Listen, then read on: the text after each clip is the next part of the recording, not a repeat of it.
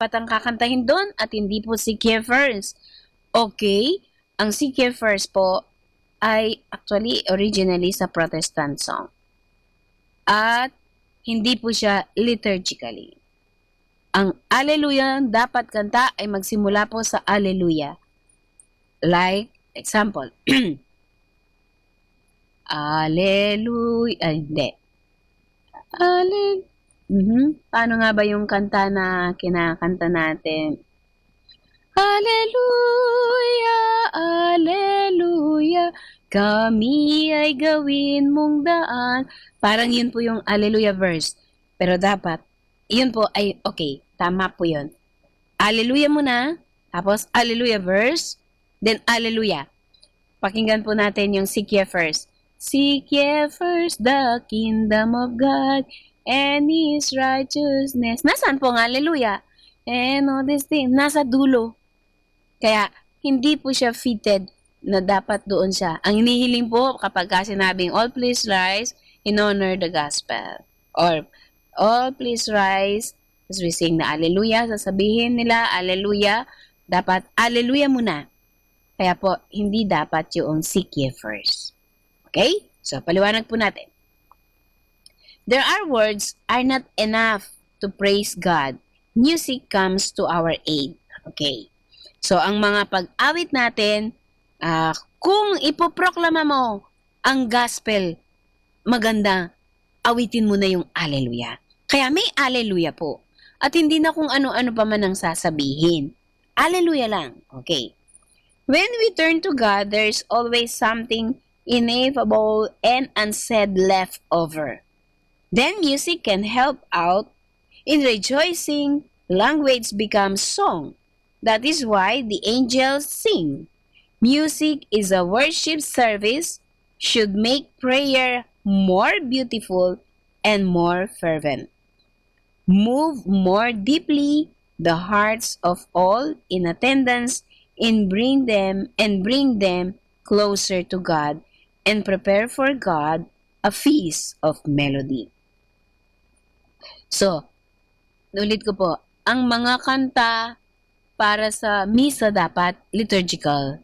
Hindi po praise song o yung worship song. Okay?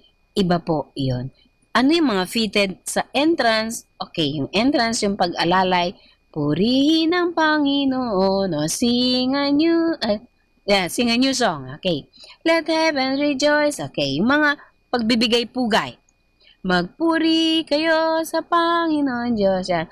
Bayan muling magtipon. Yan. Yung mga pang-seremonyas na parang maraming assembly, pag-anyaya sa mga tao, pagpupunyagi. Okay, entrance. And then, of course, yung ating paghingi ng tawad, yung yung unang part pa lang, Lord of Mercy, Lord of Mercy. Supposed to be yung mga paghingi ng tawad ng Lord of Mercy, malumana yung mga kanta. Hindi yan sila rock. Okay?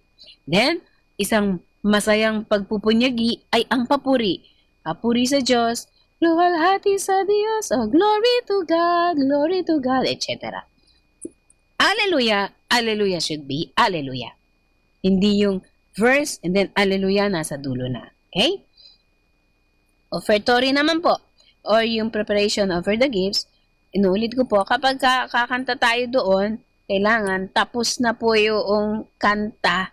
Kapag tapos na si Father, titigil na tayo. Pero, ayusin yung pagputol, hindi yung kunin at tanggapin ang alay na ito. Ay, tapos na si Father, titigil ka. Kailangan, maganda rin yung pagputol. Okay? So, then, sa Santo, Cordero, etc. Pagdating naman po sa communion song, madalas ang communion song natin will invite you to pray more, like when you sing Anima Christi. Paano yun? Soul of Christ, sanctify me. Or, in Him alone is our hope. O kaya, the Lord is my shepherd, and I want to follow. Or, marami po kayong mapagpipilian sa communion song. Ito po yung mga tips dyan. Una, biblical siya. Halimbawa, I will never forget you, my people. I have carved you. Isaiah 49. Sa Tagalog, hindi kita malilimutan. Fitted po yan na communion.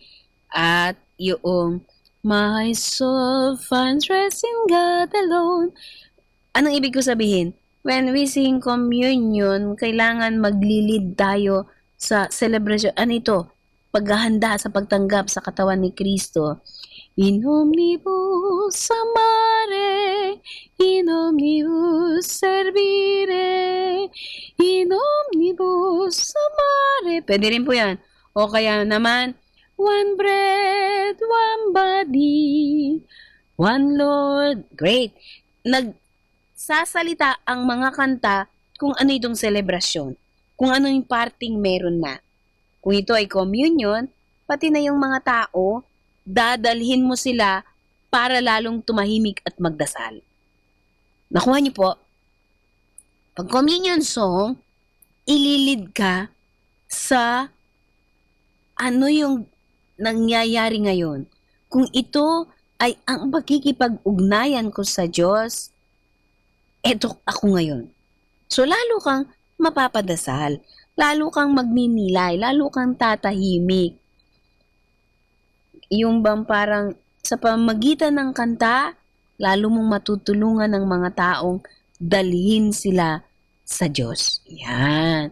So kaya po, fitted yung mga kantang biblical, at the same time, i-meditate mo, lalo na yung Panis Angelicus, it tells about bread. Bread. Okay? Katulad ng mga butil na tinitipon. Communion yan. So, yung selebrasyon na yun, sa pamagitan ng pag-awit natin, lalong ang mga tao ay tatahimik at magdarasal. Ito yung moment na makakausap natin ang Diyos. Okay? So, yun po yung mga communion song. Ano naman yung mga recessional song? Sister, minsan hindi na po kami kumakanta. Okay din po, maski hindi na kayo kumanta. Tapos ng misa. Pero madalas, sinasamahan yung paglabas ng tao o kaya yung pag-blessing na ng pare, para nang sa ganun, hindi naman aalis si Father doon ng lalakad na lang siya. Kaya accompany natin yung pare, o kaya yung kanta natin ay Marian song, kung lalo na Sabado. Or Immaculate Mother, we come at thy call. O kaya naman, ang puso ko'y nagpupuri, masayang paglabas. O dili naman kaya kung hindi naman po Sabado, ordinary, pananagutan. Alam ko naman, favorite yan ng marami. At halos alam ito. Walang sino man ang nabubuhay para sa sarili lamang. O kaya yung final song natin, pwede rin po yung sinong makapag-iwalay. Yan. So, or let there be peace.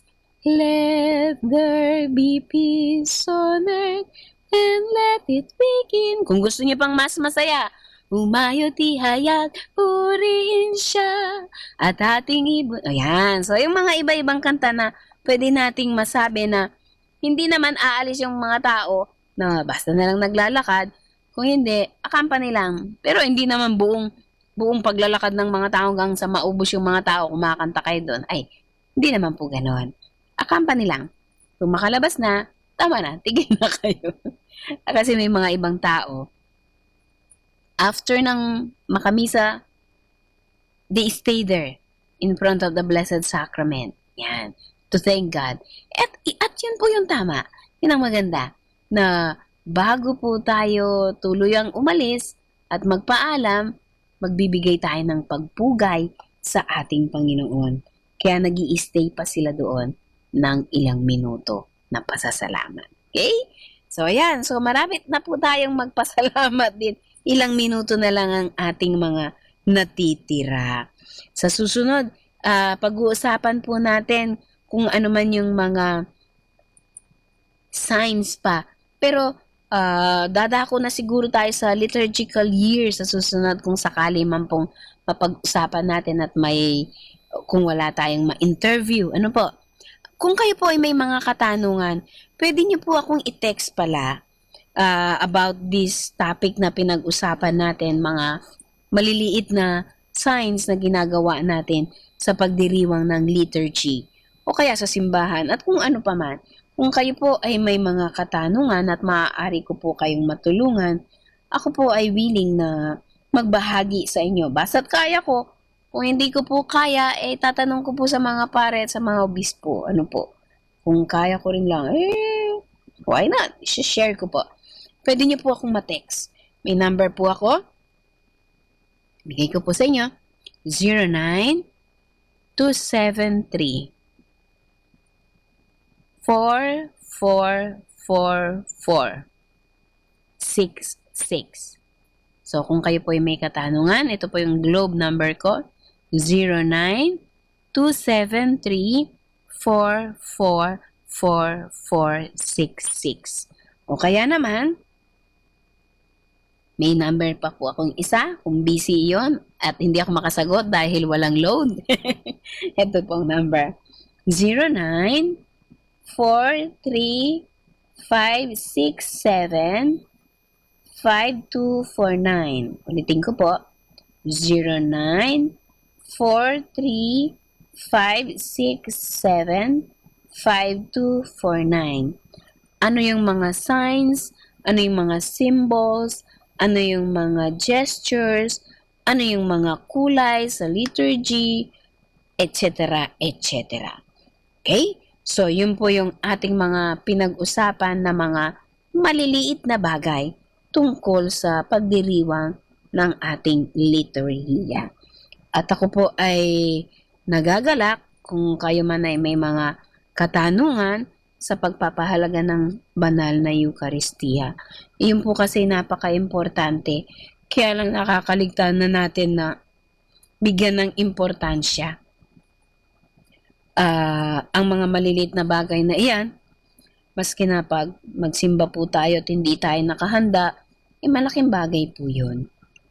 Kung bakit consecration nakaluhod, ngayon naiintindihan ninyo. Sapagkat doon nagaganap yung pinaka grasyang ibibigay ng Diyos na magiging katawan at dugo ang kanyang katawan sa pamamagitan ng transubstantiation. Kung may mga katanungan po kayo, pwede niyo po akong i-text.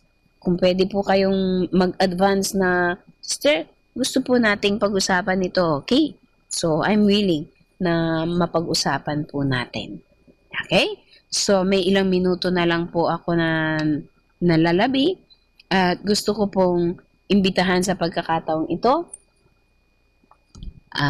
ang lahat ng mga dalaga na may edad 18 to 30 years old. Ulitin ko po, mga dalaga na may edad 18 to 30 years old at gustong magmadre.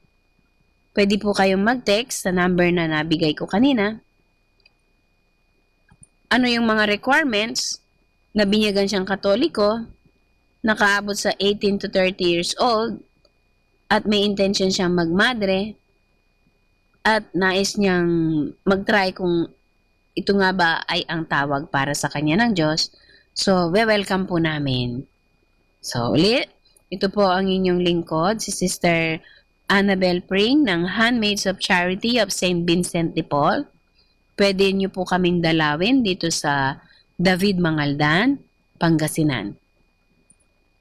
At kung may mga katanungan po kayo, pwede niyo rin po akong ma-text sa number na binigay ko kanina. Ang aming pong congregation ay Sister Handmaids of Charity of St. Vincent de Paul.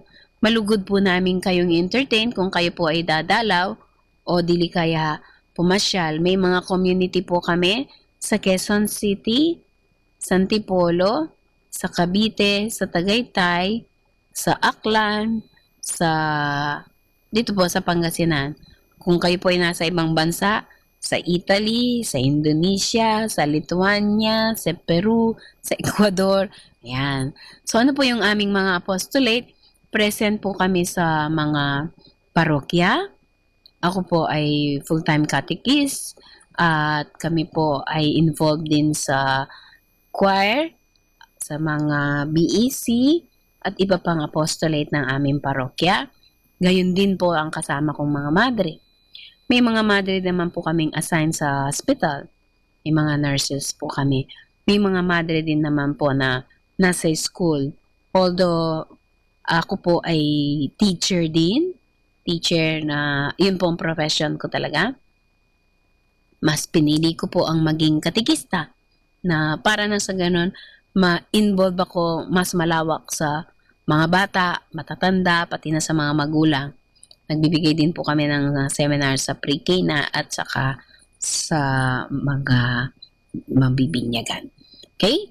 So, ito po ulit ang inyong kaibigan na laging nag-aabang sa inyo na samahan nyo ako sa ating programang Ang Forever Ko sa Diyos. Bagamat ako po'y mag-isa ngayon, salamat po at ako'y sinamahan ninyo at salamat din po sa grasyang ipinagkaloob ng Diyos. So sa pagkakataong ito, magdarasal na po tayo at isipin po ninyo ang inyong mga intention at gayon din po ang lahat ng mga taong pinangakuhan nating ipagdarasal sila. Sa ngalan ng Ama, ng Anak, ng Diyos Espiritu Santo. Amen. Bago po ang ating mga panalangin, pangkahilingan, dasalin po natin, samahan niyo po ako. Angel of God, my guardian dear, to whom God's love commits me here. Ever this day, be at my side, to light and guide, to rule and guide. Amen. To our guardian angel, pray for us. Samahan niyo po kami, Diyos Ama, Diyos Anak, Diyos Espiritu Santo. Saan man po kami makarating, ano man po ang aming mga ginagawa, gabayan niyo po kami. Sa aming mga kapatid na may karamdaman, itinataas po namin. Sa aming mga kapatid na may mga iba't ibang karamdaman, nasa kanilang mga tahanan, nasa ospital, ang lahat ng mga taong nangangailangan ng paggabay ng banal na Espiritu Santo, natatakot, nagagambala, nagkakaroon ng iba't ibang mga matitinding problemang dinaranas sa kasalukuyan. Panginoon, ikaw po ang gumabay sa kanila. Ang lahat ng mga kabataan itinataas din po namin at ang lahat ng mga magulang na nagkakawatak-watak, gayon din po ang mga taong natutuksong gumawa ng kasalanan. Ikaw, Panginoon, ang magsilbing inspirasyon. Paliwanagan mo po. Maging lakas ka namin. Itinataas din po namin ang aming Santo Papa, mga obispo, mga pare, mga madre, mga laiko, at ang lahat ng mga tinawag mo upang ipagpatuloy ang iyong misyon. Saan man kami naroroon, ano man ang aming sitwasyon, Panginoon, ipuin mo po kami at ang lahat ng mga taong pinangakuan namin na aming ipagdarasal. Gayon din ang aming mga kapatid na mga yumao. Pagkalooban mo po sila ng buhay na walang hanggan. Ito inihiling namin sa pangalan ni Kristong aming Panginoon. Amen. Sa ngalan ng Ama, ng Anak, ng Diyos Espiritu Santo. Amen. Ito po ulit ang inyong lingkod, si Sister Annabel Pring, ng Handmaids of Charity of St. Vincent de Paul. Samahan niyo po ako ulit sa susunod na Sabado at sana'y nandyan pa rin po kayo at bigyan tayo ng lakas ng ating Panginoon, lakas ng pangangatawan at lakas ng kaluluwa upang ipagpatuloy natin ang misyon na Kanyang iniatang sa atin. Lagi po nating tatandaan, saan man, kailanman, anuman ang ating ginagawa, may kasama tayo. Ikaw, ako, tayo, at kami. At kasama natin ang ating Panginoon. Hanggang sa muli, God bless you at isang mapagpalang Sabado po sa inyong lahat.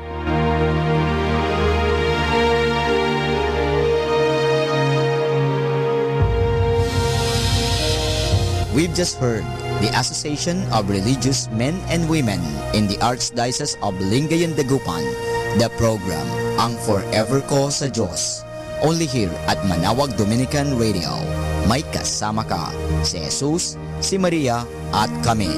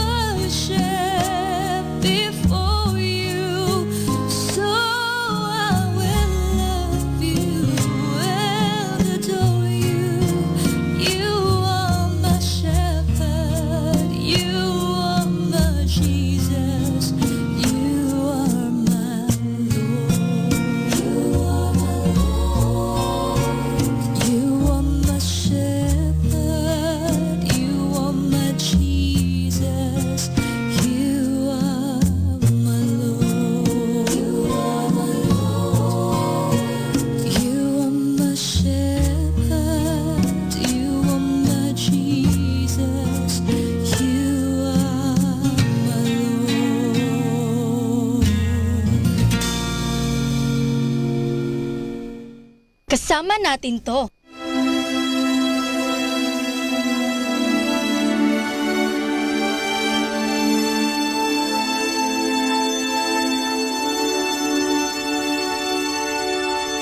Isang mapagpalang pagbati po sa inyong lahat mula sa aming mga Dominikanong nobisyo dito sa Minor Basilica of Our Lady of the Rosary of Manawag. Kayo po ay nakikinig sa Binhi ng Buhay.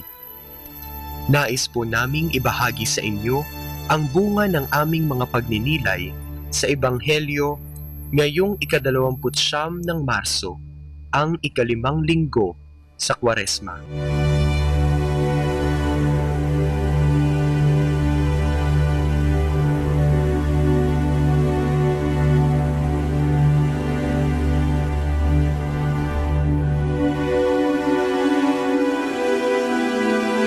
A reading from the Holy Gospel according to John. There was a sick man named Lazarus, who was from Bethany, the village of Mary and her sister Martha. This is the same Mary who anointed the Lord with perfume and wiped his feet with her hair. Her brother Lazarus was sick, so the sisters sent this message to Jesus: "Lord, the one you love is sick." On hearing this, Jesus said, "This illness would not end in death. Rather, it is for the glory of God, and the Son of God will be glorified through it." It is a fact that Jesus loved Martha and her sister and Lazarus. Yet after he heard of the illness of Lazarus, he stayed 2 days longer in the place where he was. Only then did he say to his disciples, "Let us go into Judea again." They replied, "Master, recently the Jews wanted to stone you. Are you going there again?"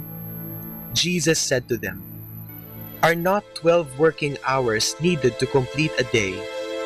Those who walk in daytime shall not stumble, for they see the light of this world. But those who walk at night stumble, for there is no light in them. Those who walk in the daytime shall not stumble, for they see the light of this world. But those who walk at night stumble, for there is no light in them." After that, Jesus said to them, "Our friend Lazarus has fallen asleep, but I am going to wake him up." The disciples replied, "Lord, a sick person who sleeps will recover." But Jesus had referred to Lazarus' death, while they thought that he had meant the repose of sleep. So Jesus said plainly, "Lazarus is dead, and for your sake I am glad I was not there, so that you may believe. But let us go to him." Then Thomas, called the twin, said to his fellow disciples, "Let us also go, that we may die with him." When Jesus came, he found that Lazarus had been in the tomb for 4 days. As Bethany is near Jerusalem, about 2 miles away, many Jews had come to Martha and Mary after the death of their brother to comfort them. When Martha heard that Jesus was coming, she went to meet him, while Mary remained sitting in the house. Martha said to Jesus, "If you had been here, my brother would not have died. But I know that whatever you ask from God, God will give you." Jesus said, "Your brother will rise again."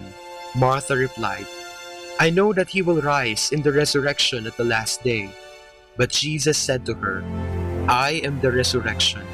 Whoever believes in me, though he die, shall live. Whoever lives and believes in me will never die. Do you believe this?" Martha then answered, "Yes, Lord, I have come to believe that you are the Christ, the Son of God, he who is coming into the world." After that, Martha went and called her sister Mary secretly, saying, "The Master is here and is calling for you." As soon as Mary heard this, she rose and went to Jesus. Jesus had not yet come into the village, but was still in the place where Martha had met him. The Jews who were with Mary in the house consoling her also came. When they saw her get up and go out, they followed her, thinking that she was going to the tomb to weep.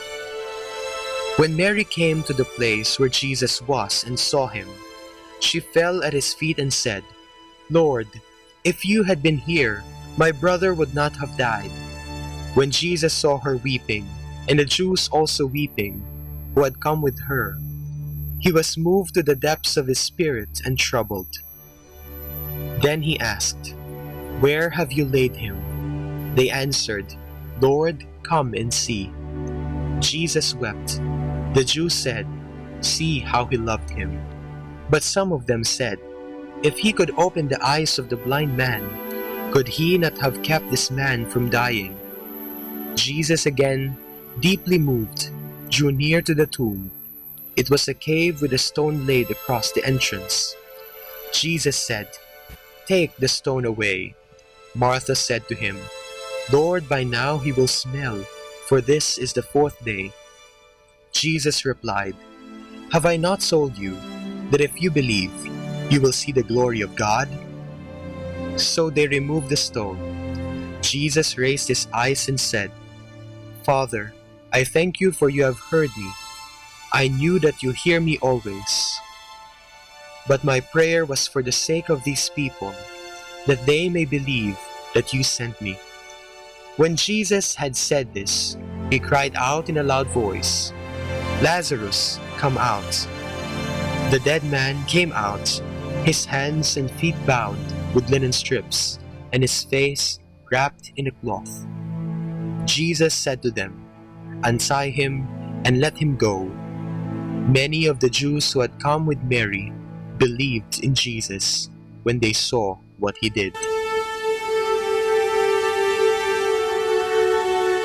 Ang ating ebanghelyo sa linggong ito ay tungkol sa pagkamatay at muling pagbuhay ni Jesus sa kanyang kaibigan na si Lazarus.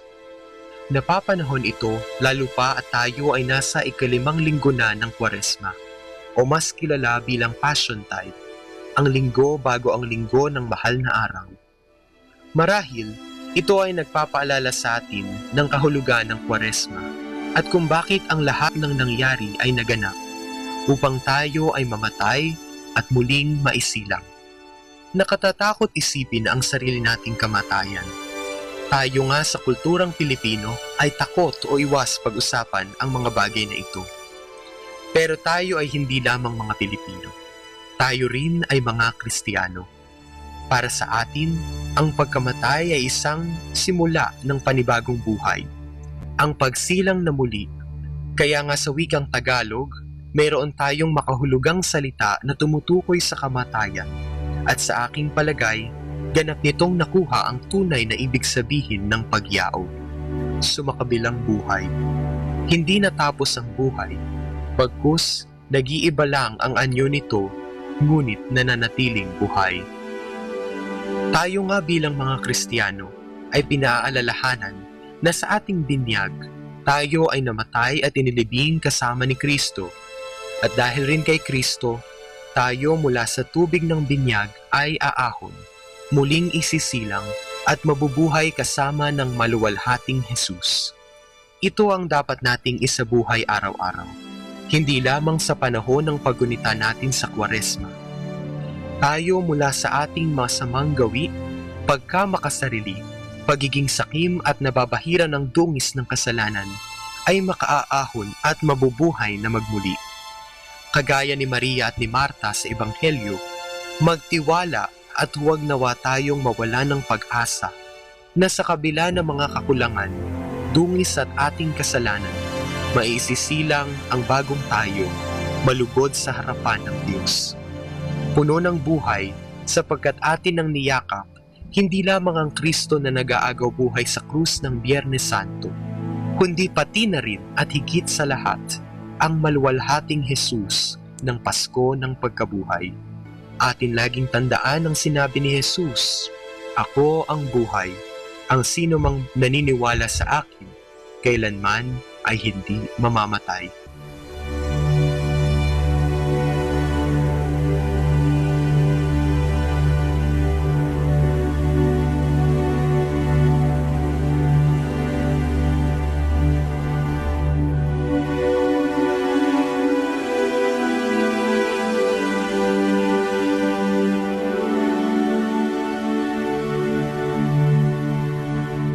Mula po dito sa Minor Basilica of Our Lady of the Rosary of Manaoag, kami po ay taus-pusong nagpapasalamat sa inyong pakikinig. Nawa ay patuloy po nating isabuhay ang salita ng Diyos. Patnubayan at pagpalain nawa tayo ng Panginoong may kapal. Hanggang sa susunod na linggo po dito sa Binhi ng Buhay.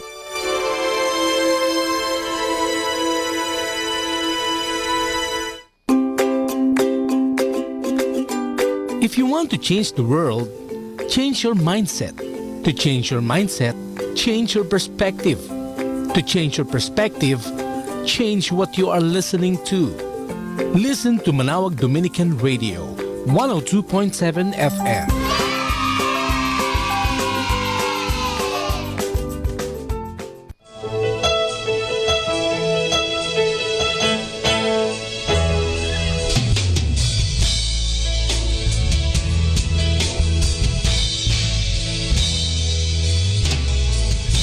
Ako'y sa'yo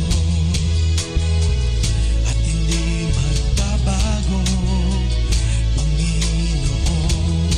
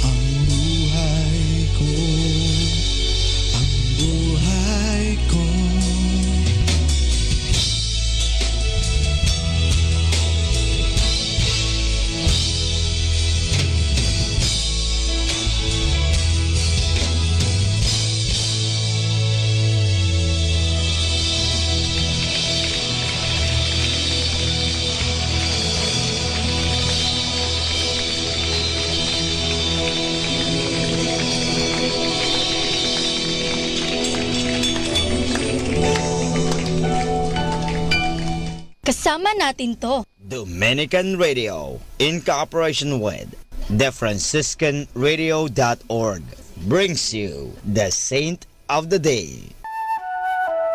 This is Saint of the Day for March 28th from the Franciscans in St. Anthony Messenger Press. Today we celebrate St. Hessius of Jerusalem. Not only is the name of today's saint a bit hard to pronounce and spell, it's also difficult to learn about such a modest and gentle man who lived in the 4th and 5th centuries and who was better known in the Russian Orthodox Church. The birth date of Hessius is unclear, but we know that he was a priest and monk who wrote a history of the Church, unfortunately lost. He also wrote about many of the burning issues of his day, including the heresy of Nestorianism, which held that there were two separate persons in Jesus, one human, one divine, and the heresy of Arianism, which denied the divinity of Christ. Some of his commentaries on the books of the Bible, as well, along with meditations on the prophets and homilies on the Blessed Virgin Mary, still survive. It's believed Hessius delivered Easter homilies in the Basilica in Jerusalem, thought to be the place of the crucifixion. His words on the Eucharist, written centuries ago, speak to us today. Keep yourselves free from sin so that every day you may share in the mystic meal. By doing so, our bodies become the body of Christ. Hessius died around the year 450. There's more about the saints, along with inspiration and Catholic resources, at our website, franciscanradio.org. From the Franciscans and St. Anthony Messenger Press, this is Saint of the Day. 102.7 FM, Manawag Dominican Radio, joins the world in the observance of Lenten season.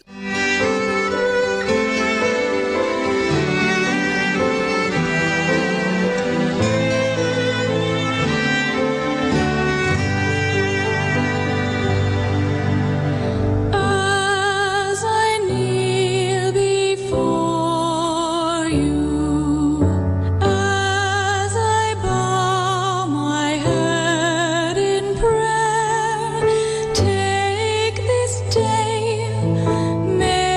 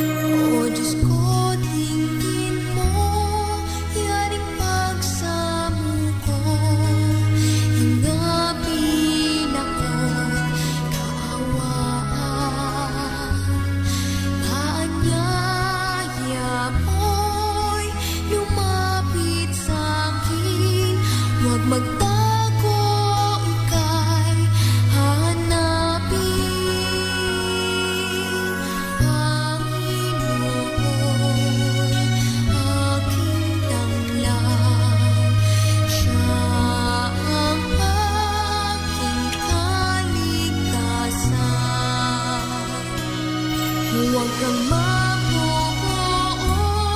huwag mong itatakwi. Katulong mo at alipin. Panginoon ko, aking manliligtas. Huwag mo sana akong lisanin. Panginoon, aking tanglad, siya ang aking kaligtasan.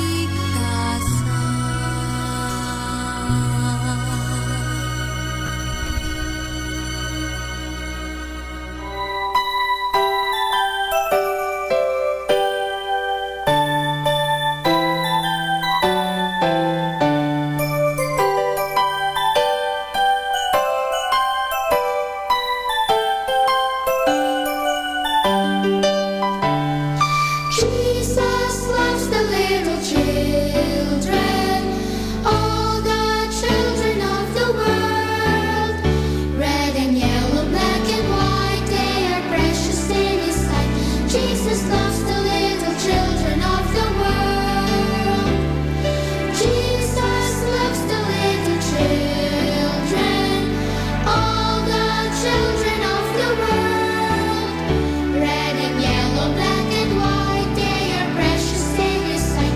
Jesus loves the little children of the world.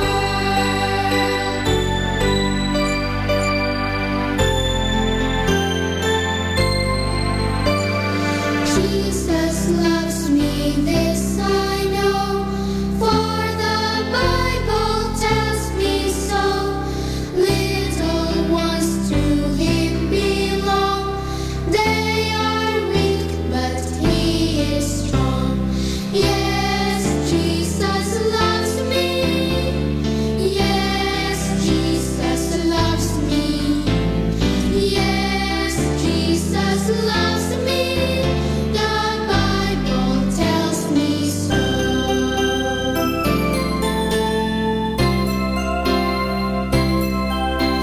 I'm so glad that Jesus loves me. Jesus loves me. Jesus loves me. I'm so glad that Jesus loves me. Jesus loves even me. I'm so glad that Jesus loves me. Jesus loves me. Jesus loves me. I'm so glad that Jesus loves me. Jesus loves even me. Jesus loves even me. Our time now is 4 o'clock in the afternoon. Let us now have our time check prayer.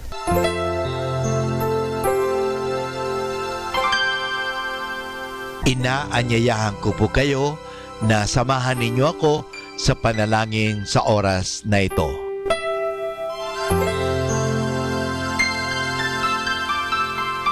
Panalangin ng mag-anak.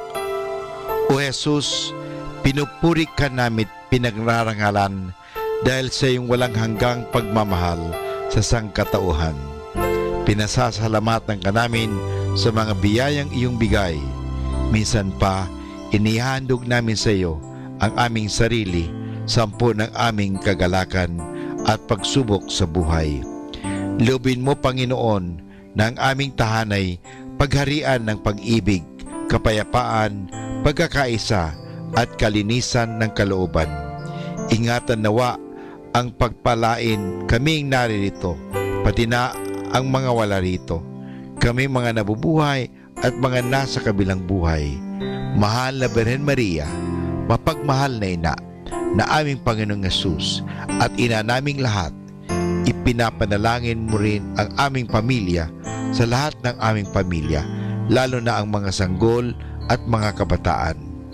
Mahal na Pintakasing Jose, gabay ni Jesus at ni Maria, ipanhik mo sa Panginoong Diyos na ingatan ang aming mag-anak at ilayo sa anumang kapamakan, upang sa gayon, sa piling mo at ni Jesus at Maria ay mapanatiling buo ang aming pamilya. Amen.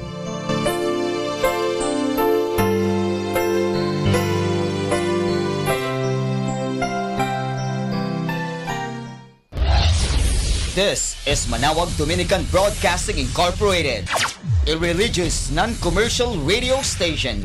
10 years of evangelizing the airwaves, sharing God's blessings, live masses on air, playing religious music and prayers.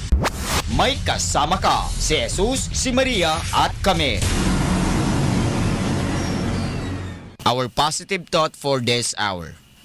All we are is the result of all we have taught.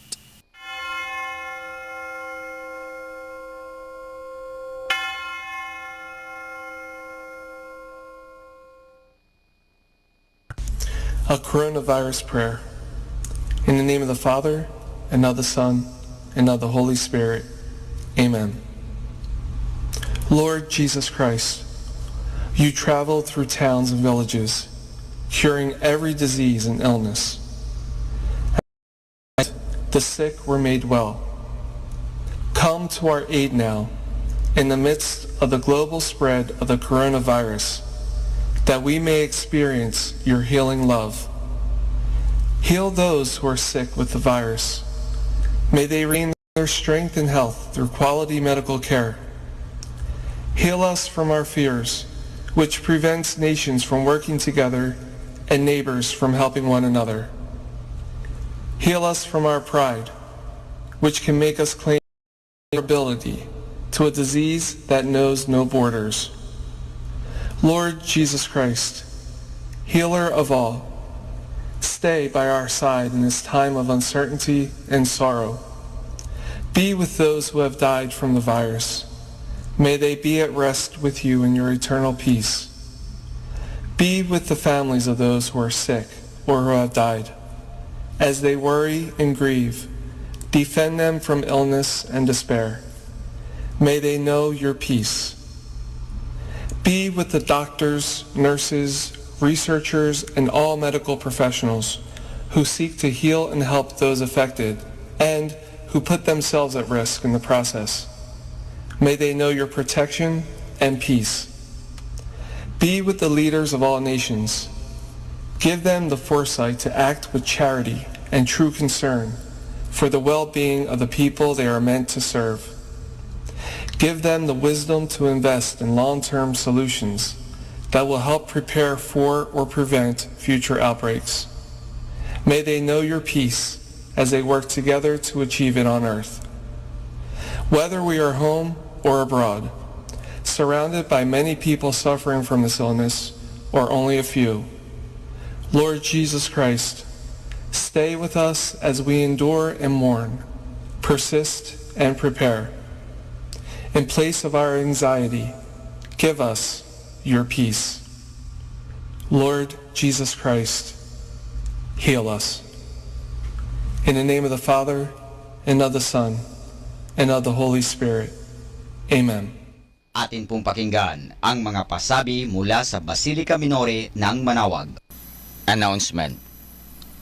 Dear brothers and sisters, as directed by the authorities and as an exercise of our social responsibility and practice of charity to our neighbors, Holy Masses at the Minor Basilica of Our Lady of the Rosary of Manawag will be celebrated without the congregation. Nonetheless, Holy Masses will be available to the faithful through live streaming.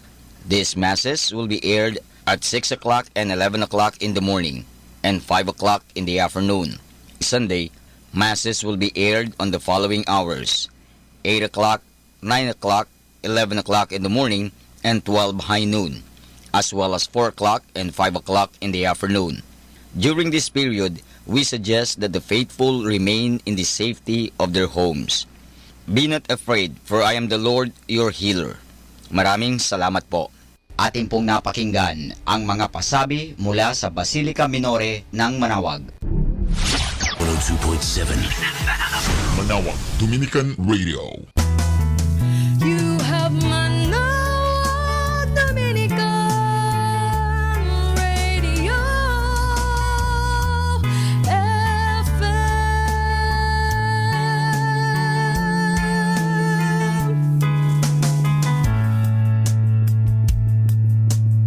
Kasama natin to.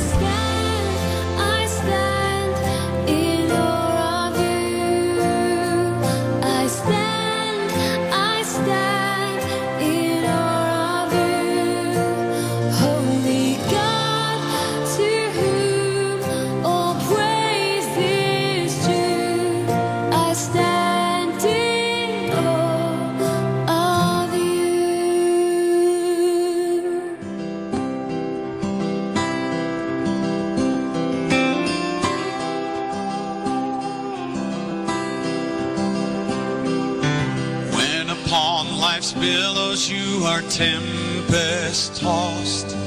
When you are discouraged, thinking all is lost, count your many blessings, name them one by one, and it will surprise you what the Lord has done. Count your blessings, name them one by one. Count your blessings, see what God has done. Count your blessings, name them one by one. Count your many blessings, see what God has done.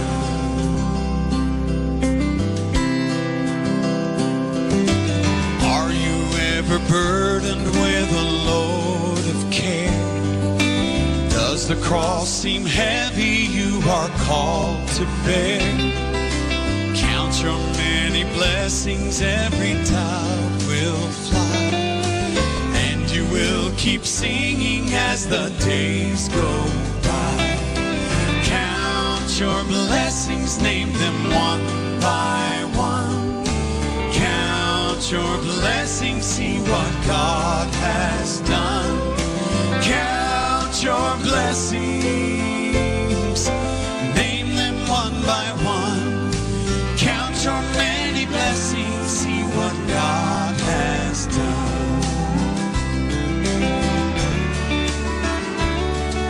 So amid the conflict, whether great or small, do not be disheartened, God is over all. Count your many blessings, angels will attend. Help and comfort give you to your journey's end. Count your blessings, name them one by one. Count your blessings, see what God has done. Count your blessings, name them one by one. Count your many blessings, see what God has done. Count your blessings, name them one by one. Count your blessings, see what God has done. Count your blessings, name them one by one. Count your many blessings, see what God has done.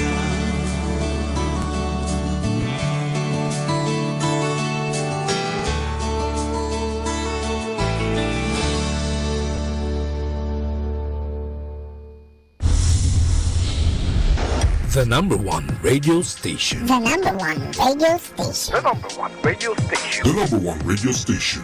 Number one station for Christ. To the FM. Manawag, Dominican Radio. May kasama ka.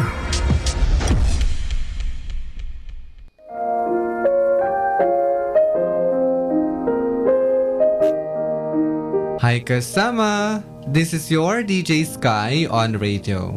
I just wanna share you a one manna day for March 28, entitled Believe in God. Taken from the Gospel of John chapter 6 verse 47 to 48. I assure you, anyone who believes in me already has eternal life. Yes, I am the bread of life. Insight. Those who repent and believes in Jesus Christ have salvation. Let's accept the great Messiah in our life now by doing the guidance that we can find in the Holy Scripture. Let our faith be as big as a mustard seed to obey without any questions or doubt. Reminder, love is magnet to believers and unbelievers to God. Compassion is love in action.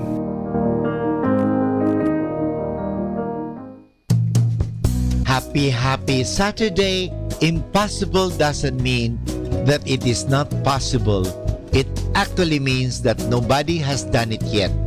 We are born to break the limits. Keep rocking. Good morning. Have a nice Saturday. Happy Saturday.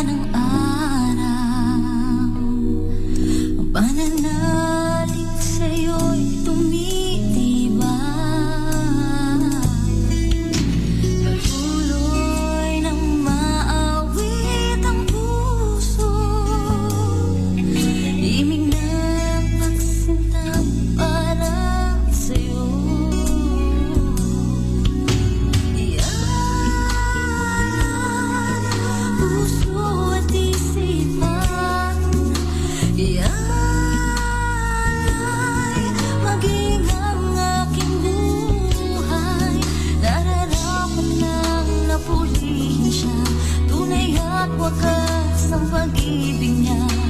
Diyos at walang hanggang Ama.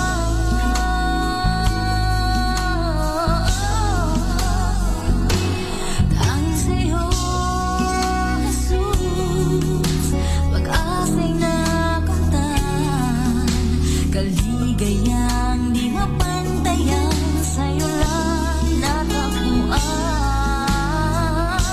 Tanging sa'yo, Jesus, sumikat ang araw, nadaramang panlalamig, pinawi ng iyong ibig. Iaalay puso at isipan, iaalay maging ang aking buhay. Nararapat lang na purihin siya at wagas ng pag-ibig niya. Diyos at walang hanggang Ama.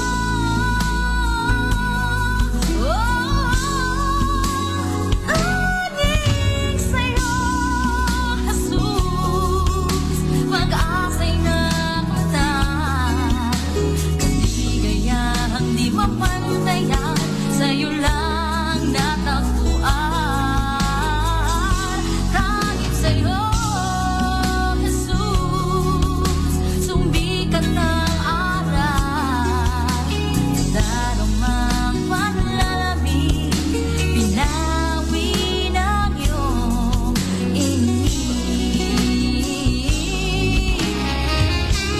Tanging sa'yo,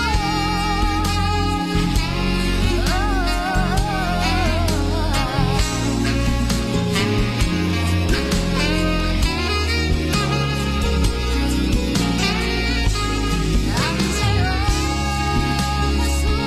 Jesus, sumikat ang araw, nadarama ang panlalamig, pinawi ng iyong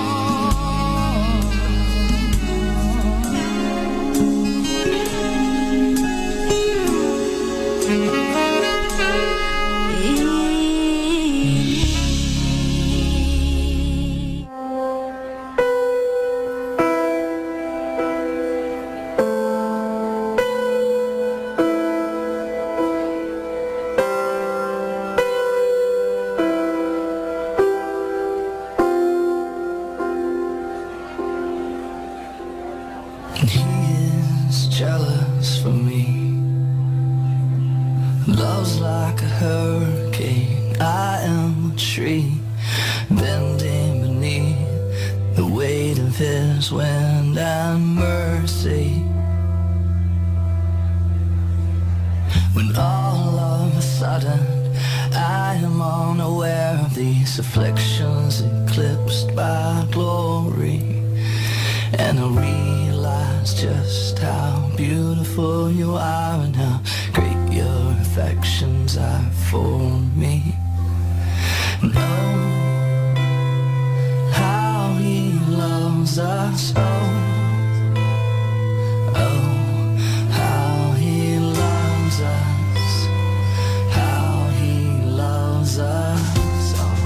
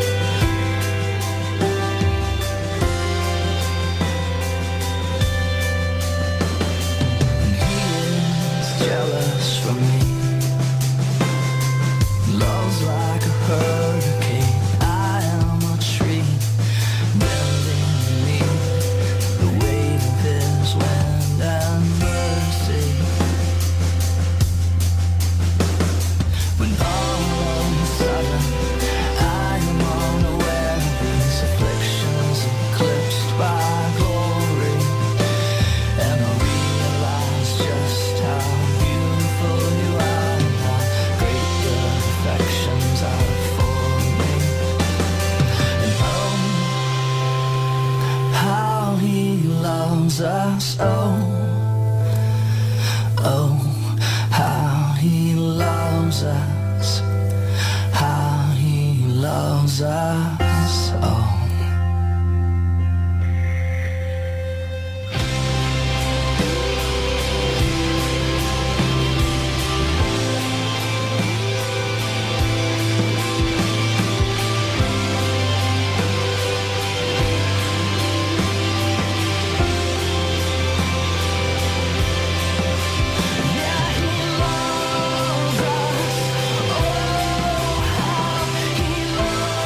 Loves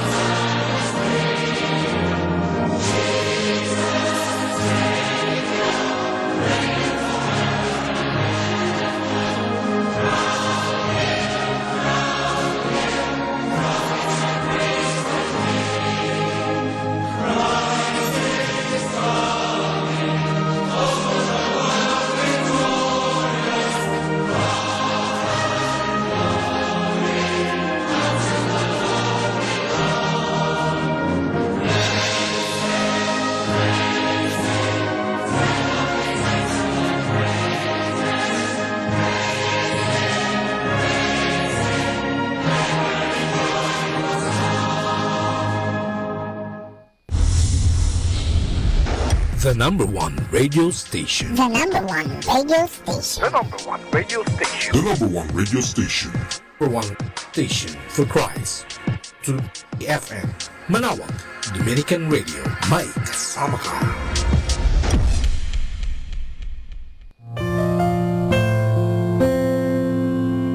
This is Father Boots Bombase OP giving you the Positive Action Plan for March 28, which is your own mental attitude is your real boss. While your time and your labor may be subject to the demands of your employer and others, your mind is the one thing that cannot be controlled by anyone but you. The thoughts you think, your attitude toward your job, and what you are willing to give in exchange for the compensation you are paid are entirely up to you. It is up to you to determine whether you will be a slave to a negative attitude or the master of a positive one. Your attitude, your only master in life, is entirely within your control. When you control your attitude towards events, you control the eventual implication of those events.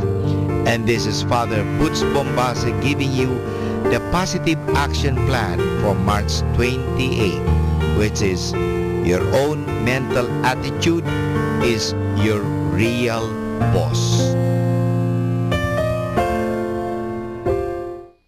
Good afternoon. If you love life, life will love you back. Good afternoon, everyone. I know not why God's wondrous grace to me hath made known, nor why unworthy Christ in love redeemed me for his own. But I know whom I have believed and am persuaded